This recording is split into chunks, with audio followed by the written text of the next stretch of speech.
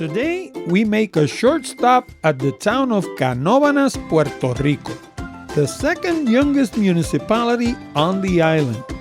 The operative word here is short, since we received no cooperation from city officials and the visit that we made was mostly inconsequential.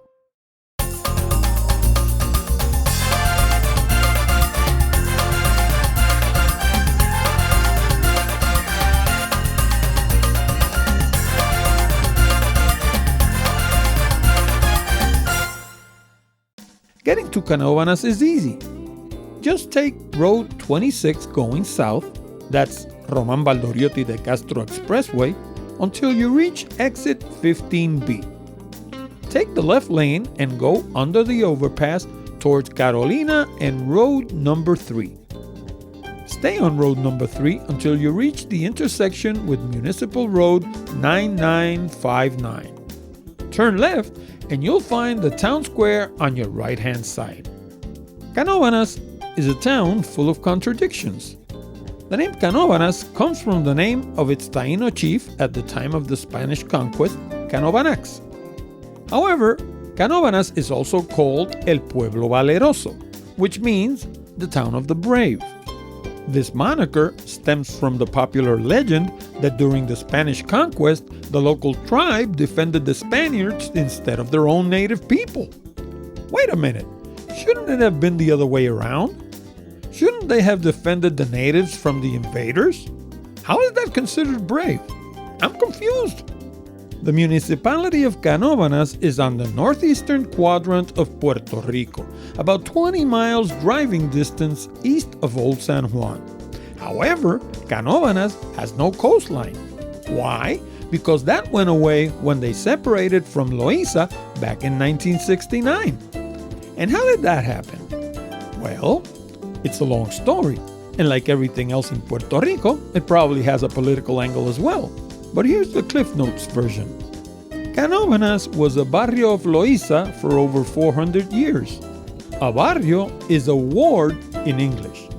Back in 1902, it seems like the economy on the island was struggling, so the Legislative Assembly approved a law for the consolidation of certain municipalities. As a result, Loíza, including what is known today as Canóvanas, was incorporated into the neighboring municipality of Rio Grande. 2 years later, in 1905, the law was revoked and everything returned to how it was before. And in 1909, the entire administration of Loíza was transferred to Canóvanas. Why? Because it was a better location and the area was doing better economically. So much so that the people started calling the original town Loíza Aldea, a negative term that the people from the original town of Loíza hated. Finally, on June 30th, 1969, then Governor Luis Ferré signed a law that converted Canóvanas into a full-blown municipality. That would make it the second youngest municipality on the island. Florida, on the northwest coast, was established in 1971, 2 years later. We visited the town of Canóvanas on Monday, April 10th of this year, around 3 in the afternoon. The place was deserted. We started by driving around, to get our bearings, and stopped at the famous Villarán Bridge at the other end of town. So why is it famous? The Villarán Bridge is a truss bridge that was imported from Europe and installed in the town of Loíza in 1892, on the old road that used to connect the old town of Rio Piedras with the neighboring town of Rio Grande. Remember that Canóvanas didn't exist back then. And why is it so important, you might ask? Well, it's the best preserved example of an Eiffel pony truss bridge in Puerto Rico and the United States. That's Eiffel, like the guy that built the tower in Paris. Yeah, that guy. Eiffel was a fan of truss structures, so much so that if you look carefully at the bridge in Canóvanas and the tower in Paris, you'll notice that they both use the same structure. It's also part of the National Register of Historic Places. Sadly, when we went there, we noticed several improvement opportunities. I'm trying to be nice here, First and foremost, it was closed. Second, it looks like it could use some tender loving care. The landscaping could use some work, it's missing several bricks, and it could certainly use a coat of paint. And third, it has a children's park right next to it. So what's the problem with that? The problem is that the park is also next to a highway. How the smog from the cars and the kids' health work together is beyond my comprehension. From there, we drove back to town. It was close to 3:30 and there were places to park everywhere. That's something you want when you go to the mall, but when it comes to a small town, that's usually a sign of a stagnant economy.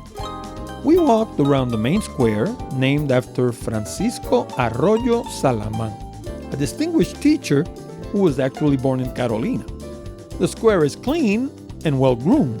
However, you can still see the ravaging effects of Hurricanes Irma and Maria in the number of broken trees. Across the street, on the south side of the main square, is City Hall, a blue and white structure built around 1909. We didn't visit the building since it has very little historical significance. On the east side of the square is Nuestra Señora del Pilar Parish, a Catholic church and adjoining school built in 1917.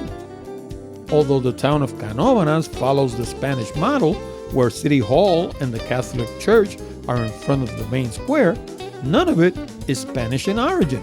It was all built during the early 20th century after the United States had taken the island. We had also heard that the Canóvanas sugar mill that sits next to the Canóvanas River at the outskirts of town was being cleaned up.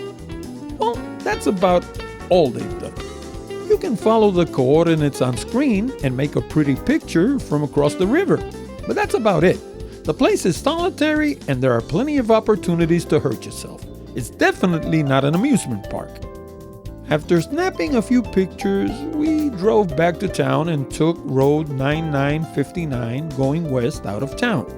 There were a couple of places that we would have been interested in seeing. The first was the Jesús de Piñero Museum.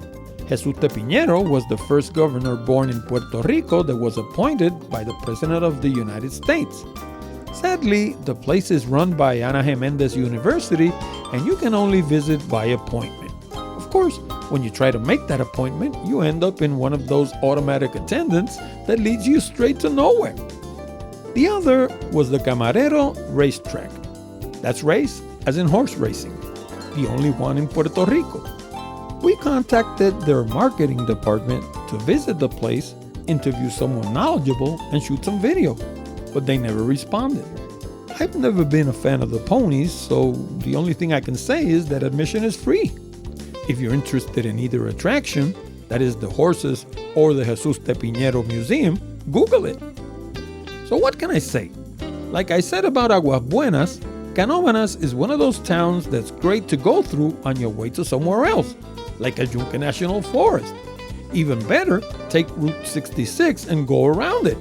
Yeah, that's its real name, Route 66. Very original. If you like this video, or at least learned something, and you plan to visit Puerto Rico and the town of Canóvanas in the near future, you'll find ample information on our website.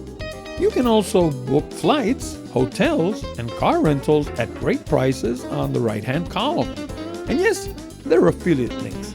That means that I make a small commission while you pay exactly the same that you'd pay anywhere else. That way, you get to return the favor without spending an extra dime. Those same links are also in the description area of this video. Oh, and by the way, if you're visiting Old San Juan, save yourself the hassle of traditional city tours. They're expensive and you'll be herded along with people that won't necessarily share your interest. Instead, order the Old San Juan walking tour. It's packed with useful information about all the main attractions, as well as every GPS coordinate and 2 hours of exclusive online video. That way, you'll be able to visit before you visit and hit the ground running when you arrive in the old city. See you next time.